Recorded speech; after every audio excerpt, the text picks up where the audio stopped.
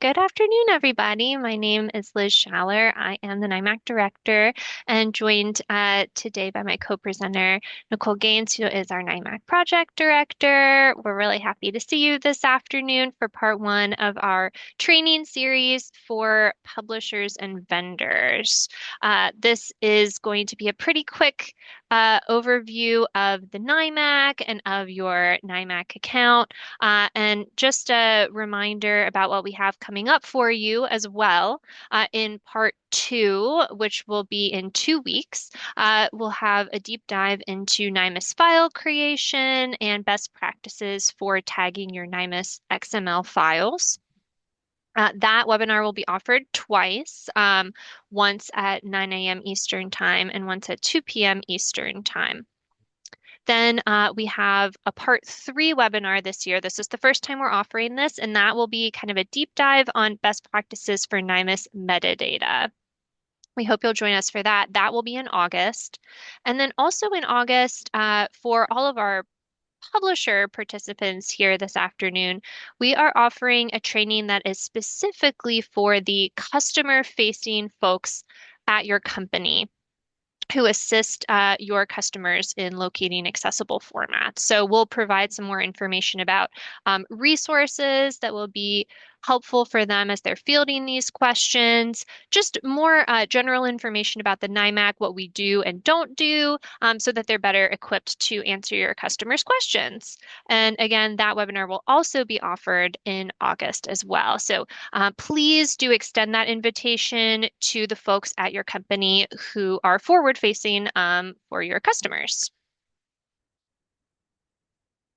Like I said, today's webinar is going to be pretty quick. It will we'll start with an overview of the NIMAC, what we are, what we do. Then we'll take a look at your publisher account and what is available to you as a publisher in the NIMAC.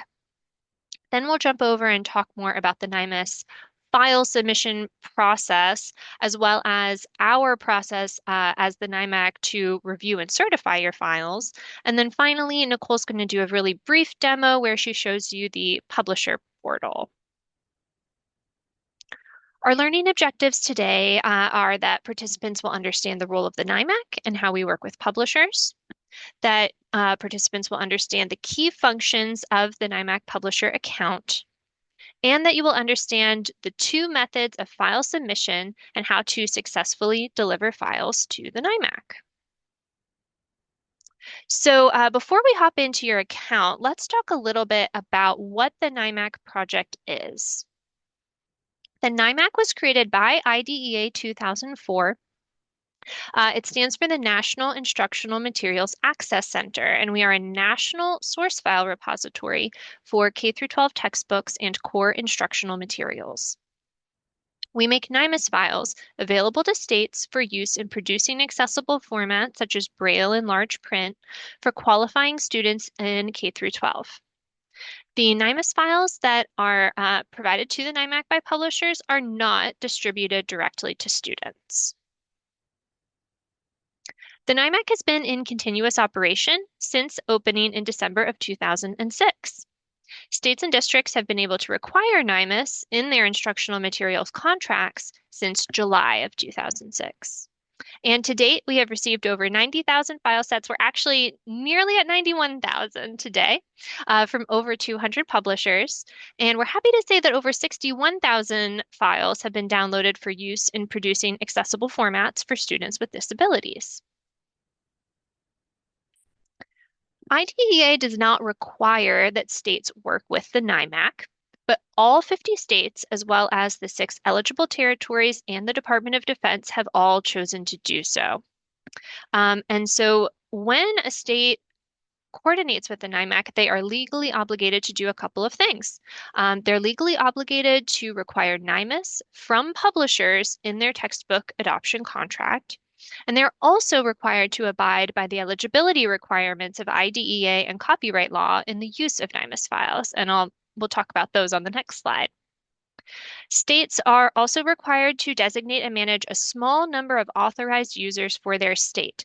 These authorized users are the only individuals who have full access to the NIMAC repository to download files or to assign them to an accessible media producer. IDEA 2004 also defines the eligibility requirements for receiving materials that are produced from NIMAS files.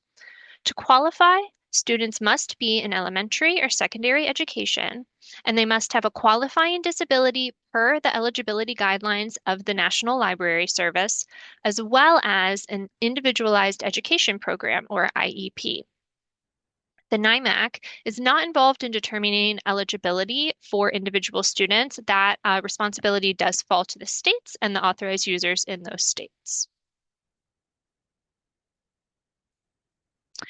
The NIMAS specification or file format stands for the National Instructional Materials Accessibility Standard.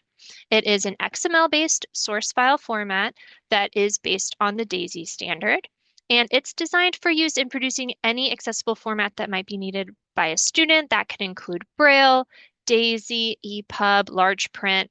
And again, it is not intended for distribution directly to students. It has to be converted into an accessible format before it can be provided to the student. And NIMAS is the only format the NIMAC can receive. We do get that question from time to time. The NIMAS file set, which we'll talk about a lot more in depth further on in the presentation and in subsequent presentations, is the only format that the NIMAC receives. Under IDEA, states and districts direct publishers to submit files to the NIMAC when they purchase an instructional material for use by all students. The NIMAC can accept a range of student-facing materials that can include textbooks, workbooks, supplementary readers, and ancillary materials like Blackline Masters. Materials that are not published primarily for use in elementary and secondary education are not within scope for the NIMAC. I do want to note here that the NIMAC can accept these student-facing pages of teachers' editions of material. This is a pretty common question and back and forth that we have with publishers when that material has been included in an adoption contract. We cannot accept the full teacher's edition because NIMAS cannot be used to produce materials on behalf of teachers. It can only be used to produce materials on behalf of students. So we can only accept those worksheets and other student-facing pages of a teacher's edition. Also wanted to note that in 2020, a notice of interpretation was issued by the U.S. Department of Education that permits the NIMAC to accept NIMAS for some digital instructional materials. An important caveat here is that materials that already meet WCAG 2.0 AA accessibility criteria are categorically exempt from NIMAS. We strongly recommend that states and districts require that digital materials be accessible out of the box in accordance with ADA Title II. But if you have more information on digital materials that can be accepted by the NIMAC, please, you can see our FAQ, which Alexa put a link for in the chat, or reach out to us. We are more than happy to help. I also wanted to note that states and districts that coordinate with the NIMAC, again, have that legal obligation to require NIMAS in their instructional materials contracts. But we know that with over 13,000 school districts in the US, that just does not always happen. So there are instances where a NIMAC user will reach out to us because there is a need for an accessible format for a material that has not already been submitted to the NIMAC. In those cases, when the material needed is NIMAS eligible, it does meet those criteria I talked about earlier, the NIMAC will reach out to the publisher to request a file. We really, really appreciate all of our publishers' assistance and support on these requests. We have tremendous luck obtaining a file at the point of need when we know an accessible format is needed, but we don't already have the NIMAS file. So we're very appreciative of all of our publishers for helping to support us in that way. NIMAS files are only used in the first production of an accessible format. That's another important thing to note about NIMAS. So again, once that format is produced, that Braille or large print or accessible digital format is produced, it can then be reproduced as needed to serve additional qualifying students. So if you are someone who is assisting your customers in locating accessible formats for your materials, the best resource, best place for you to start is the LUI database of accessible materials. We are also here at the NIMAC more than happy to help your customers locate materials or answer your questions about locating materials, as well as to help your customers get connected with resources in their state when that format doesn't already exist and it's going to need to be produced for their student for the first time.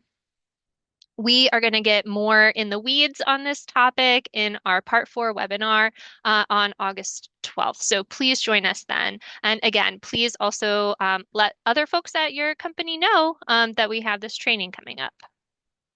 And with that, I will go ahead and pause, see if anyone has any questions before I hand it over to Nicole.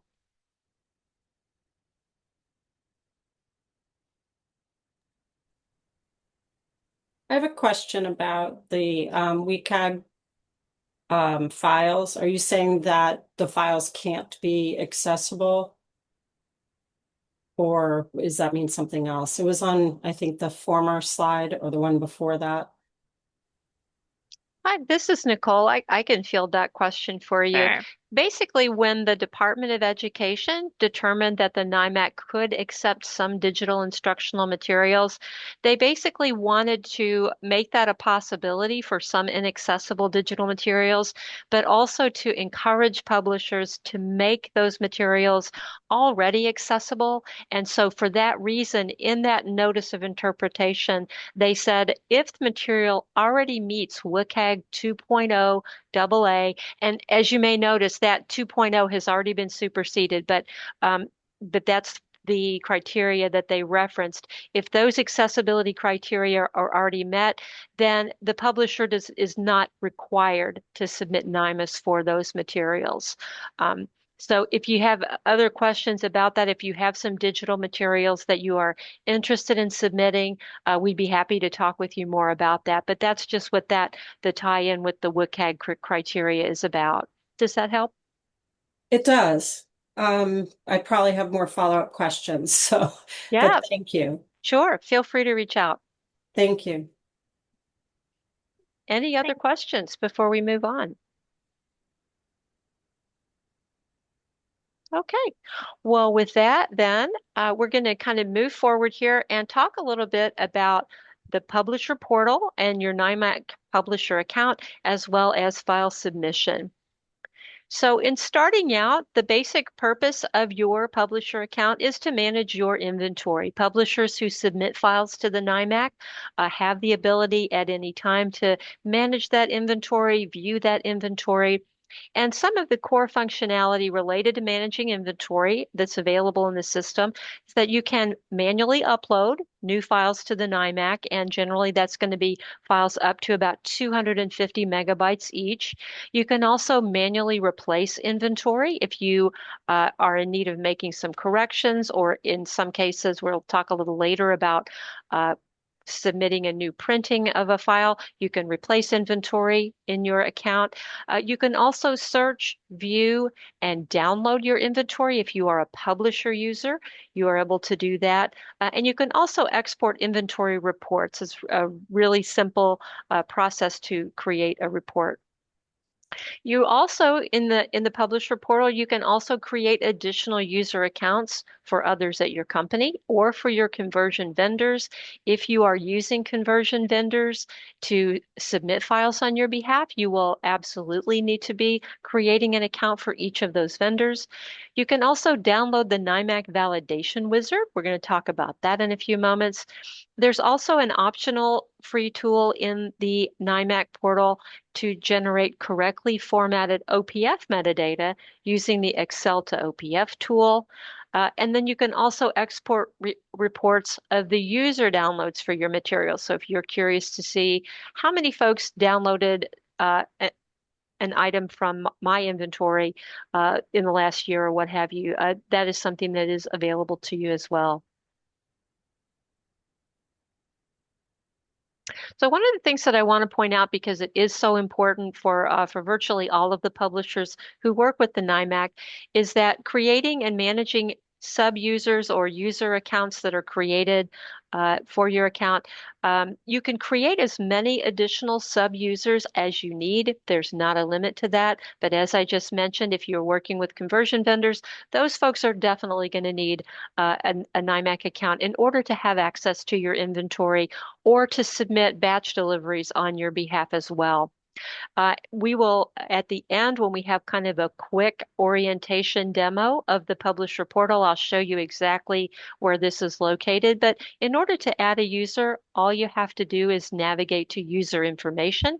This is located in the upper right of your landing page, and then go to My Sub Users. And after that, there's a little button. You just click, and it says for Add User. You fill in the name, email address, and the role. And then you are able to generate that account immediately. The new user will receive in two separate emails their login ID and a temporary password, and they are good to go. In terms of that role, one of the important things, and probably the most important part of adding a new user, is just determining whether they should have a publisher role or a vendor role. These are the two options available in the system. And basically, what we generally advise is that if you are creating a vendor account for a conversion vendor, this is going to provide all of the needed access to upload and manage inventory on your behalf. But the two key things that are not included in that type of an account is they cannot create additional users and they cannot download your inventory. And generally, those are functions that are not needed by a conversion vendor. And so that's basically the difference. So the next thing that we're going to talk about is the NIMAS file submission process. And the first part of this is a really important piece, and it is file validation. So the way that it works when a file is uploaded to the NIMAC or if it is delivered by batch, and we'll get into those details in a few moments as well. But regardless of how the file is delivered, automated file validation is the first step in accepting the file into the NIMAC. It is the first part of the file certification workflow. In terms of what the NIMAC system checks for, it checks to ensure that the XML is well formed. It also checks to ensure that any images that are referenced in the XML or in the OPF are present in the images folder. And it will also validate the tagging in the XML file to ensure that it meets the requirements of the document type definition or DTD for NIMAS, as well as for MathML if MathML is present in the XML. The automated validation process will also detect some errors related to missing or invalid OPF metadata. It cannot check everything, but it can throw some errors if there are some types of mistakes with that metadata. And it can also detect some XML tagging errors. In addition to that, warnings or best practices feedback may also be generated. That type of output or those types of results will not result in the file being rejected, but it's just information that may be useful, particularly for conversion vendors who are preparing the file sets. So in order to support publishers and conversion vendors in creating high quality files that will pass the validation, one of the things that the NIMAC makes available is the NIMAC Validation Wizard. And this is basically a small standalone program. It's available in both Mac and Windows versions, and it offers the same validation checks that are going to be applied at the point of uploading the file or delivering it for batch processing. So basically, our standard rule is to avoid delays in getting your file certified. We ask that all files be validated using the wizard before you submit them or upload them to the NIMAC. So again, the reason that this is important is that if at the point of delivery for a batch, at the point of batch processing, it fails, or at the point of upload, it fails, the system will not allow it to be uploaded. And so it just means that at that point, if it fails the validation, it is going to require that those validation issues be fixed and that the file be resubmitted.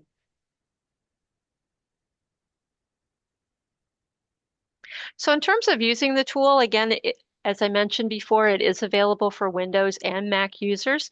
And the thing that's really nice is that the interface is very simple. All that you have to do once you've opened the program is navigate to where your zipped NIMAS file is located, click the validate button, and when the validation is complete, the results will display on the screen in kind of in a chart format. And you can also, if you have a lot of results or if you just desire to export those results, you can export them as a CSV file for opening in spreadsheet software if you would like to do so. So on this next screen, what we've got is this is actually a screen capture of the validation wizard. This is the Windows version, but the Mac looks the same pretty much. And so this is showing that we have navigated to a zip file. You can see circled in red, that's to the browse button. That's what you'll use to locate the file.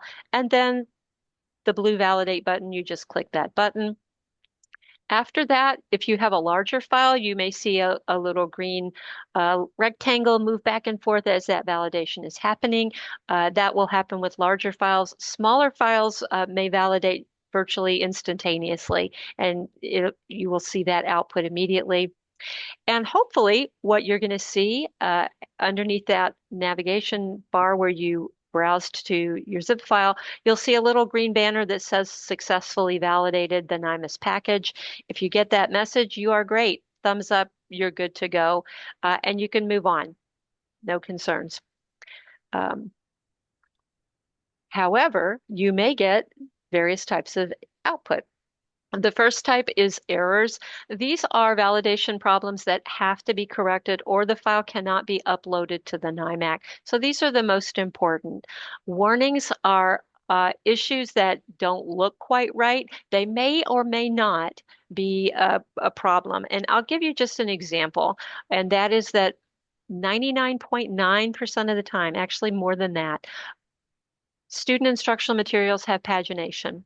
So one of the warnings that can be thrown by the validation wizard is that if you submit a file that has no pagination, the wizard will let you know, hey, this doesn't have pagination. That's really unusual. It might be something for you to look at. Now, the other part of that is that when we do the manual file review, which Liz will talk about later, that's also something that we would ask about just to confirm that that is intentional. And then, but again, that's not going to prevent the upload of the file. And then the last one is just best practice. There are some additional hints and feedback that may be generated in the validation process. So on this screen, we actually did this on purpose. Don't be too alarmed. This isn't a real file. We went in and created a variety of problems just so we could demonstrate what this is going to look like. So what you're going to see is at the very top where we had seen that green happy banner before, we see a summary of the number of errors, warnings, and best practices feedback that were generated. And then you will see the details below that. One of the things that's kind of nice about the way the validation tool works is that errors will always show up first. So if you get additional feedback, you can always zero in pretty easily on the things that require fixing in order for those files to successfully upload. Generally, what is also going to be provided is what is the rule that that is not being conformed to by the file. And it will generally also show you where in the file the problem is located, if there's a specific tagging error, for example. And so the one thing that I would just say about this is that if you ever get output and regardless of the detail that's provided, it's not quite enough or you're not certain about the validation rule, feel free to reach out. We are always happy to help to provide any additional information if there are any questions. So the last thing that I'm going to say about this before I hand it off to Liz to talk in more detail about the NIMAS file delivery process is occasionally, and this will generally happen, or it'll generally be more of a problem when files are batch delivered, but sometimes files are moved over for batch delivery and they end up being corrupt, and so they have to be resubmitted. And so one of the checks that we recommend for folks before you deliver a file is just after zipping it, click on it and make sure it opens again. If it will open again, chances are it's fine. But every now and then, there can be a problem with that compression process going haywire and the file not being quite right after that. So if it will reopen, it's probably okay. Go ahead and send it along. So any questions about file validation before we move on and talk a little more about file submission? And do feel free to come off of mute if you have if you'd rather do that, or you're also welcome to put a question in the chat.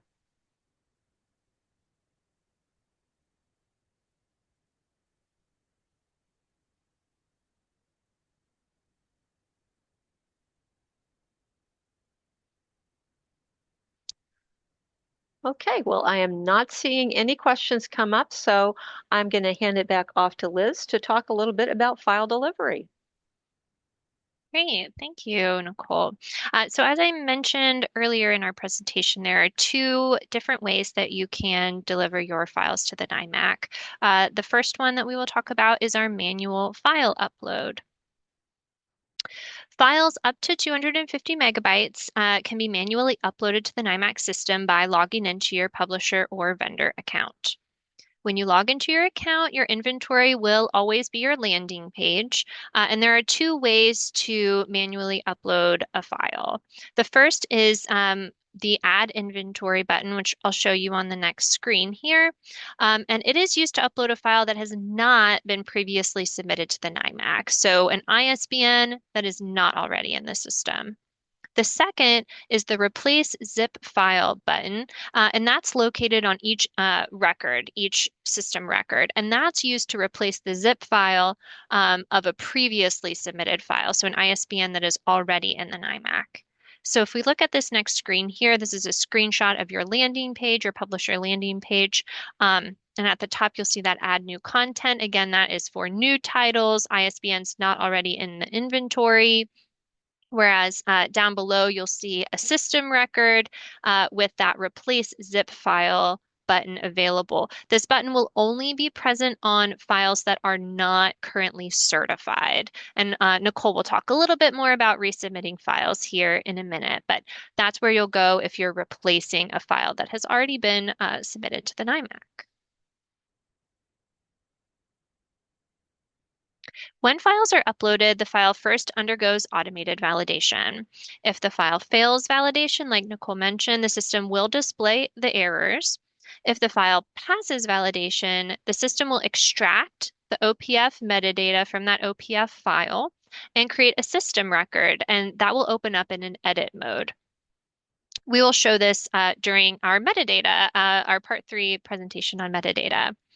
That record at that point can be reviewed and edited if necessary, and any changes that you make to the record at that point will also be saved to the OPF file. When that file is saved to the system, it will then appear in your uncertified inventory. While files that are up to 300 megabytes may successfully upload to the system, the upload time will definitely be slower the larger the file is. So for that reason, we advise delivering files that are over 250 megabytes each via FTP instead. There is no minimum or maximum file size for submitting files by FTP. You can submit all of your files by FTP regardless of size. And there is also no minimum or maximum number of files that can be submitted by FTP at one time. So what does that batch delivery or FTP file delivery look like? Again, files that are over 300 megabytes must be delivered directly to our system vendor Overdrive by SFTP. The host location of that FTP is transfer.overdrive.com. If you do not yet have an FTP login for your publisher account, or as a vendor, a login for that specific publisher account, you can request one by emailing Overdrive directly at nimac-support@overdrive.com. The NIMAC cannot request FTP credentials on your behalf. Overdrive will not send them to us, so you will have to reach out to them directly for that. In your request to Overdrive, please include your NIMAC login ID for that specific account that you're needing the FTP credentials for. If you're a publisher, You'll need to create a NIMAC sub-user account for each conversion vendor that needs to upload files on your behalf. And then if you're a vendor, you'll need a separate NIMAC login ID and FTP account for each publisher account to which you need to upload files. Files that are delivered by FTP are processed nightly US Eastern Time. That means that if you submit a file one day, we aren't going to see it having come through in the NIMAC till the following day. The automated process can only detect and retrieve files that are in the root directory of the FTP. So files that are located on the FTP inside folders are invisible to the automated process and they will be skipped. So transfer only those individual zip files themselves, no folders. If you have any questions at all, please let us know. And with that, I will hand it back over to Nicole to talk about the batch delivery report. Great. Thanks, Liz. Um, any questions about the FTP delivery before we move on?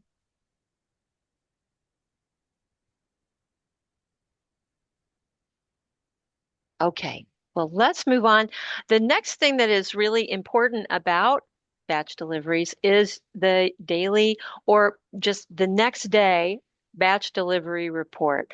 Basically, the way that it works, as Liz mentioned, is that the FTP deliveries that are put onto the server on a given day, they will be processed overnight US Eastern Time, and they will be available to us when we come to work the next day. Similarly, the next morning, the vendor who has uploaded the files will receive an automated report that details the processing results of every file that they delivered in that batch. This report will be sent to the email address that is associated with that FTP account. And if you are a vendor that has supplied files for multiple publishers in a given day, you will receive a separate emailed report for each publisher. One thing that's really important about this is that as bad actors online have gotten more sophisticated, so have spam filters. And so this is going to be an email that comes from a server. It's from an automated process. And so the default for your email system may be to send that to junk or to reject it, right? So we just want to be sure that if you are a vendor, you've submitted some files, you are not finding that email in your inbox, please check your spam, check your junk. And then if you need to whitelist the email address, it is no reply-NIMAC at overdrive.com. Or you may be able to just whitelist the domain overdrive.com to successfully receive the emails. If you've done that and you're still having issues, please feel free to reach out and we'd be happy to try and help you with some further troubleshooting on that. It's just we really want to be sure that you are able to receive these reports. And so why is this report important? Well, because it's the only notification that you're going to receive if one of the files or all of the files in your FTP delivery fail to process, and that means, again, if there are validation errors, if there are problems, if a file is corrupt, you're going to find that out through that FTP report. So we do say, please be sure to review all of the reports that you receive. And another note related to email is that if the person who's the point person, if you're a conversion vendor and this certain person is responsible for the FTP, but that person has left, we need to be sure that that email address is updated or that we create a new account for the person who's going to be taking on that role. So just kind of keep in mind that when those changes happen, there will be repercussions to your FTP login or uh, where those reports go, and we don't want them going into a black hole.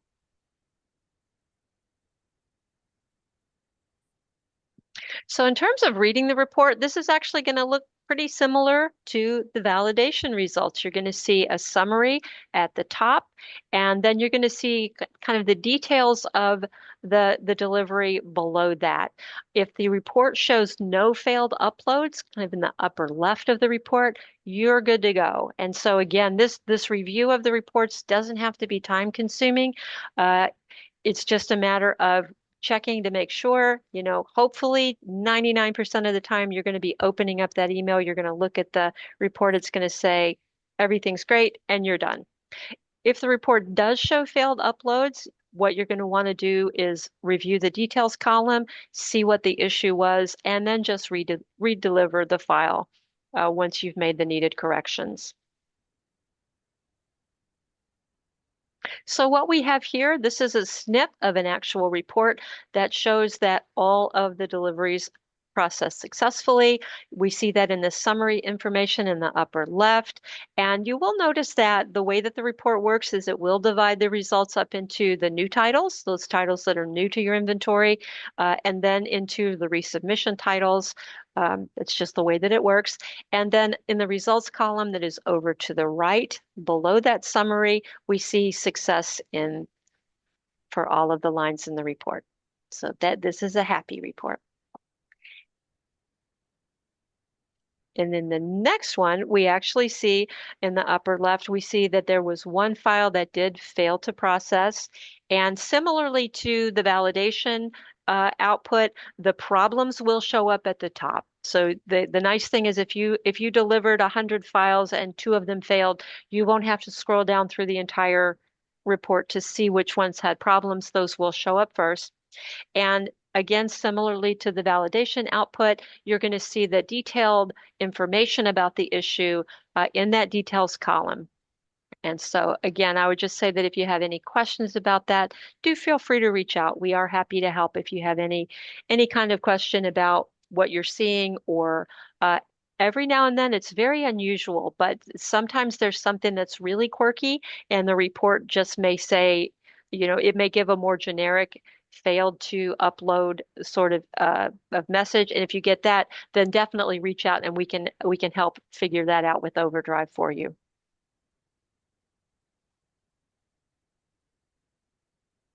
So next, in terms of failed uploads, again, if the delivery fails, all you have to do is make whatever correction is needed, and then you can either deliver the file again by FTP, or you can deliver it via the portal. One of the things that I would note is, again, if you have a really, really quick deadline, like, oh, I should have actually had this submitted a week ago, portal upload is immediate, whereas FTP is, we're going to see it the next day. So, but generally speaking, either one is going to be fine. Either one, assuming again that the file is small enough to upload through the portal. So again, just to stay one more time, that daily report is your official notification. The NIMAC itself, we don't have access to the server, and we're not over there seeing that there are, hey, there are a bunch of files that got uploaded and they weren't pulled, they weren't processed. So we're not going to know. So this is just a situation where you really you want to pay attention so that if those files don't show up in the inventory or they don't get processed, you will be aware of what needs to happen in order to fix those files. And again, as Liz mentioned, a really important piece of the FTP delivery is not to put anything in a folder. A lot of folks are really very well organized, and it's a good thing. Folders are a good thing, but we just don't want to be dragging those files over to the FTP, just drag the individual files. So.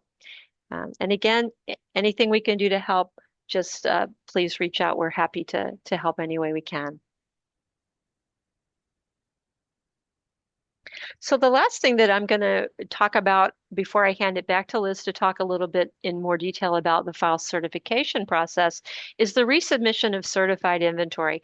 As Liz mentioned, you're not able to replace files that are in your certified inventory. This is intentional. We don't want folks to accidentally overwrite or delete a file that has already been certified and accepted into the repository. This doesn't mean that we can't, in situations where it is intentional, Those files can be overwritten, but we simply have to move them out of the certified status and generally it's into the stalled inventory for that to happen, right? And so basically, if you need to have a certified file resubmitted, just reach out to us at nimac@aph.org with that request, and we'd be happy to help you with that. One of the things that I will note is that we are implementing a new review process in order to avoid having issues with incompatible printings. I'm going to talk about that a little more in a moment. But if you have a resubmission request and it's within 12 months of the certification, we'll just go ahead and move that into stalled without any further steps involved, and that file will be able to be replaced. However, if it's been longer than 12 months, what we will be doing is requesting that the vendor send us the XML for the resubmission so that we can do a quick comparison to see if there's a rationale for us to retain rather than overwrite that original printing. And the reason for this is that one of the things that has been challenging, and it seems that it may be becoming an increasing challenge for NIMAC users, is that there are sometimes reprints of the same ISBN that are actually not classroom compatible. And what I mean by that is that if you had two students side by side in the classroom and they had these different printings and the teacher said, turn to page 52, they would be going to two different pages. They would be going to different content, right? And so sometimes, there's a range of what can happen with a reprinting. It can be anything from no changes at all to very significant changes. And so what we find is that when two printings are not classroom compatible, this can create some real challenges for teachers, for accessible format producers, and ultimately it can create barriers for participation for students with disabilities. So ideally, what we would say, and I think, the publishing industry in general, I think the general understanding is that, hey, if you've made really dramatic changes, it's a new book. Let's call it a new edition, give it a new ISBN. But this does not always happen. In terms of the way that our online system is currently structured, we are only able to house one zip file for a given ISBN. But one of the things that we're doing and the reason for this review of the XML is that we are looking to explore with our system vendor how we might be able to retain that earlier printing, that certified file that was accepted, as well as accept the new printing when both of those versions are continuing to be used in schools and an accessible media producer may need that earlier printing to meet the need of a particular student. So again, if that certified resubmission request is more than 12 months out, we will just be asking that the vendor to please send us the XML. And again, it won't be a long process. We're not looking to delay that certification, but it's just something we would like to do for that quick comparison, so that we can look into that. So basically, the long and short of it is this will be a new process. We're going to be continuing to explore the best approach for addressing the challenge, and we just appreciate your cooperation as we can continue this investigation. And with that, I'm going to turn it back over to Liz to talk about file review and certification. But any questions before we move to that topic? I had a quick question. If we use a conversion vendor, are they the ones that would be going through the validation? Yes, that's exactly right. So if your conversion vendor is producing that file for you, and probably if they're doing that, they're going to be uploading the file or submitting the file on your behalf, then yes, we would want to be sure that they have the validation wizard and that they are checking the files before they do that submission process. Okay, great. Thank you. You're welcome. Thank you for the question. Anybody else? I'm not seeing any questions in the chat. Okay. Well, on to file review and certification. All right, we will just spend a few minutes here talking about on the NIMAC side what we do when we received your uncertified inventory, and then I'll hand it over to Nicole to do a brief demo of your publisher account. So, newly uploaded files to the NIMAC appear in our uncertified inventory as well as in yours, and they are automatically placed in our file review queue. Files are generally reviewed in the order that they are received, but we are happy to expedite files when there is an immediate need. So if you have a deadline for certification, please let us know at the point of file submission or in advance if possible. I will note our expectation is that we receive that information from the publisher directly, not from the vendor. So if, again, there is that deadline for certification, please just send us an email and let us know. To be accepted into the NIMAC, files must pass both that automated validation that we spoke of earlier, as well as a manual review by NIMAC staff. When files are certified, they move into your certified inventory, and your super user account holder receives an automated email with the digital certificate number.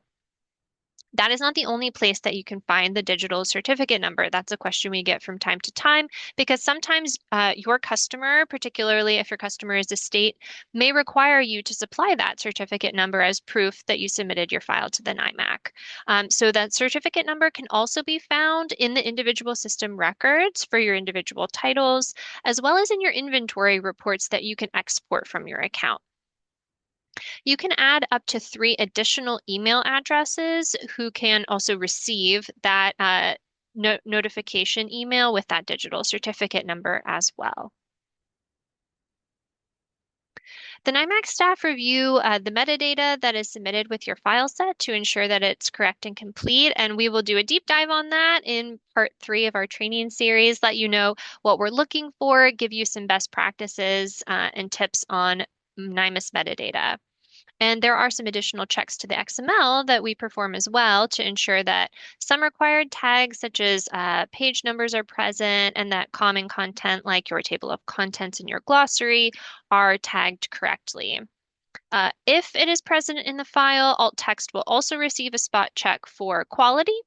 And I will note here that the NIMAC does not receive your print book, and we are not doing a page by page, side by side comparison to evaluate the tagging in the XML. Again, we're looking at those major structures, making sure that they're well formatted, that your alt text is high quality and appropriate for the grade level of the material and things of that nature. We're not doing a page by page comparison of your material. And if you are interested in learning more about your XML tagging best practices, please join us for our part 2 webinar in a couple weeks where we'll dive deep into that.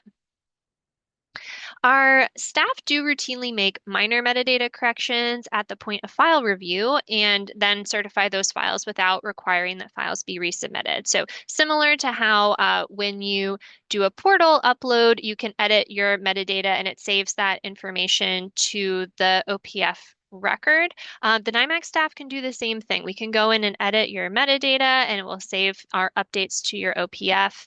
And again, so we can make those minor changes. However, if there are any tagging issues in the XML, as well as more general file issues or major metadata corrections that are needed, we will generally require the vendor to correct and resubmit that file.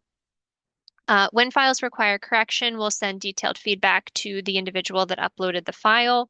Again, if they're just kind of basic NIMAS tagging things, we'll likely just loop the vendor on those. But if there are any questions about metadata or more complex issues, we will generally copy the publisher as well on those feedback emails. Files that are awaiting resubmission are then placed into the stalled inventory where they can be re-uploaded after the corrections are made. The time for a delivery to be reviewed and certified does vary quite a bit depending on the number of files that we receive at a given time and the number of files in the review queue. I will say 2026 has been an exceptionally busy year for the NIMAC. We have been busy consistently throughout the year. If submissions, again, are relatively light, a file might be certified even the day that it's uploaded. But if a delivery is large or there are many other files in the queue, it may take 2 weeks or longer. Just as a reminder, if you do have an upcoming contract deadline with a customer, please notify us via email so that we know to expedite your files for review. The NIMAC does not receive any contracts that you may have with a state or district, so the only way for us to know about your deadline is for you to let us know. We strongly encourage publishers to submit files at least 2 weeks in advance of a deadline. That helps to ensure that if there are any issues with your files, your vendor will have time to make corrections and resubmit the files if needed. And again, we typically certify files in the order received, but we are happy to prioritize files to help a publisher meet a deadline. Any questions about the file review process before we switch gears and go into our demo?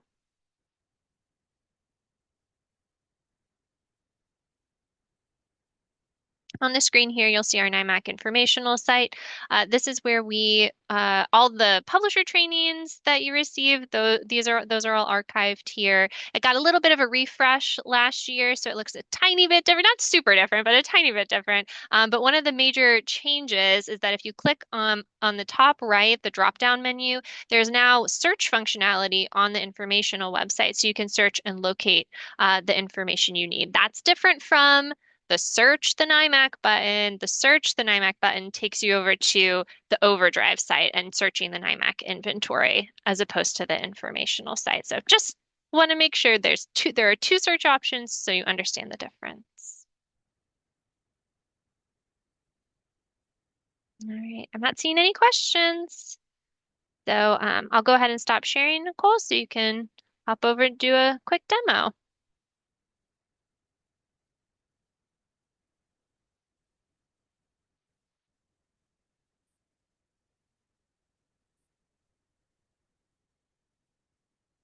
Oh, you're on mute.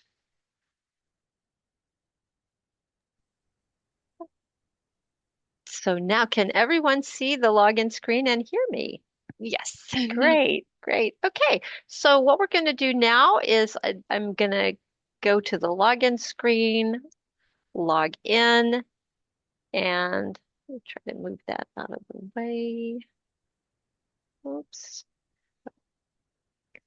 So as Liz mentioned earlier, your landing page, when you log in, this is going to be your landing page. And basically what I just want to do in a few moments here is get you a little bit oriented. So basically, when you enter your account, you are going to see your inventory. And if you don't have a whole lot of files, you actually, in theory, could scroll through or page through all of your inventory. Generally speaking, that's not the way you're going to find files. You do have the search box in the upper right. An ISBN search is usually going to be the quickest way to zero in if you are wanting to replace a zip file, for example. The other thing that I want to point out in terms of your landing page is you do have over to the left, you are going to see a lot of filters. These are filters that can be applied to your inventory, to what you view on the results page here. You can apply those either before or after you do a search. So you can do it after you do a search, or you can do it just on your inventory as a whole. One of the filters that's going to be particularly useful probably is the very top one, which is status. This is going to allow you to zero in if you are interested in seeing, only your certified inventory or only your uncertified, or if you're looking to find out, hey, which of my inventory items are awaiting vendor correction, those are going to be the items that are in your stalled inventory. So that can be very, very useful and very handy to have. Some other things I wanted to note is we talked earlier about creating sub-users. That user information option is up in the upper right. And when you click on sub-users, or my sub-users rather, that is where you can go to actually see if you have existing users that are created. This is where you can go to delete them, or if you need to edit a name or an email address, you can do that. But again, that add user, it's a really simple web form. All you need to know is the name, the email address, and again, that user role dropdown is where you're going to choose whether you want to give them full functionality or just the more limited vendor functionality in terms of interacting with your inventory, with your content. If you are navigating through the portal and you want to return to your landing page, all you have to do is go to the upper left and click on NIMAC. That's going to be the quickest way for you to get back to your landing page. And if you want to do any kind of additional searching. One of the things that we also talked about earlier is we talked about how you can create inventory reports. The way that you do that is the export button. The export button is always going to be at the top of whatever records are displaying. Again, either on your landing page or after you do a search. And this is something that you can do anytime and as many times as you like, either on your entire inventory or on any specific search results. We also talked a little bit earlier about the ability to download. If you have an account that is a publisher level account, you will see an add to my downloads button here. That's going to give you the opportunity to download your own inventory.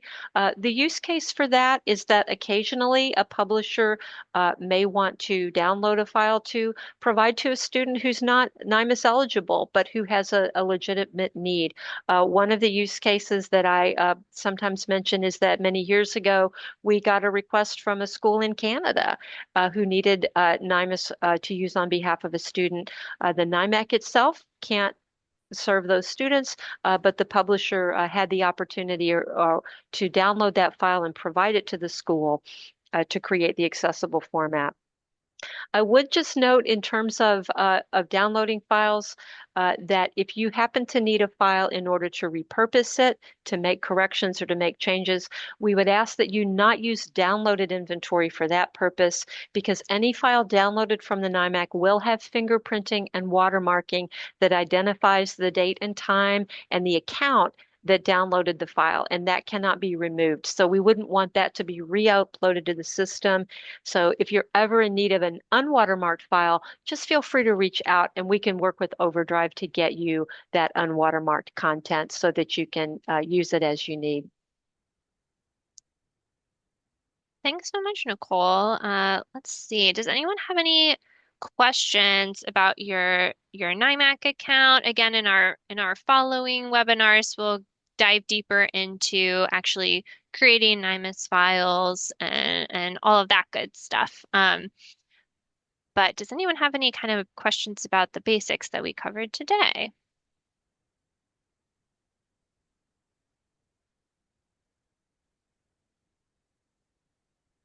Well, if you think of your question afterwards, please don't hesitate to reach out. Our phone number and email address are on the screen and in the chat. And again, just a reminder, we have our upcoming webinars about XML best practices, metadata best practices, and then that part 4 webinar that's geared toward your customer service folks. So please do share that widely with your coworkers.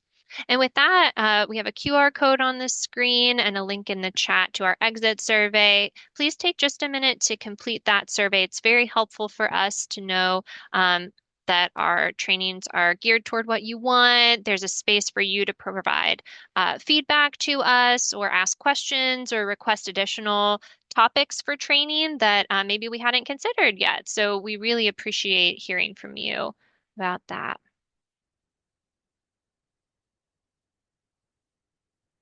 And with that, I think I will go ahead and stop our recording.